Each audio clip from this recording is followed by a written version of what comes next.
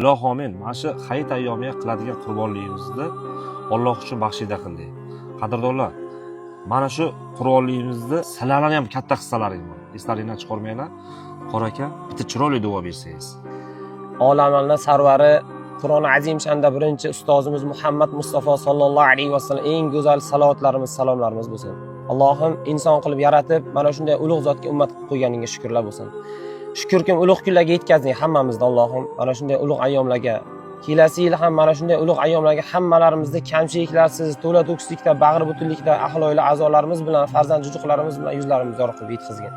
Allohim mana qilayotgan qurbonliklarimizni o'zing benuqson, beriyo dargohingda qabul husn maqbul qilgin Allohim. Ya Robbi, ya Robbi, ya Robbi, bizlarni bu dunyoda birga oila qilding. Go'zal jannatlaringda ham birga oila qilgin Allohim. Aka-uka qilib qo'yding. Allohim aka-ukachiligimizni, mehr oqibatimizni bundan-da ziyoda qilgin. Rizqimizni yeb turgan luqmalarimizni mana shunday go'zal qilib halolidan yozgin, halolidan yedirgin, halolidan ichirgin. Bizga inom qilib berayotgan ne'matlaringni Ilohim bizni boshimizdan ko'tarmagin. Allohim inni a'udzu bika min zawali va ni'matika va tahawuli ya fujiati niqamati sahatik. Alloh faqat berguvchi qo'llardan qilgin. Mana shunday o'zingga yoqadigan amallar ustida, Rasulullohga yoqadigan amallar ustida Allohim jiddiy jahd qilganmiz, o'zing Allohim hayotimizni go'zal qilib bog'lab qo'ygin. Allohumma ya muhawwilal hal, hawil ahvalana ila ahsanil hal. ربنا أتمم لنا نورنا فاغفر لنا إنك على كل شيء قدير برحمتك يا أرحم الراحمين.